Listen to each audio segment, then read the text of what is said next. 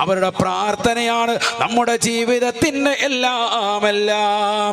നീ വീട്ടിൽ നിന്ന് കാറെടുത്ത് ഇറങ്ങുമ്പോ, ബൈക്കെടുത്ത് ചെറുപ്പക്കാര് പുറത്തിറങ്ങുമ്പോ, വീടിന്റെ അകത്തളങ്ങളിൽ ഇരുന്നു കൊണ്ട് ജനലകളിരുന്നിട്ട് തന്റെ പ്രിയപ്പെട്ട മകന് വേണ്ടി കരമുയർത്തി ദുആ ചെയ്യുന്ന മാതാവിനെ നീ കണ്ടിട്ടില്ലേ?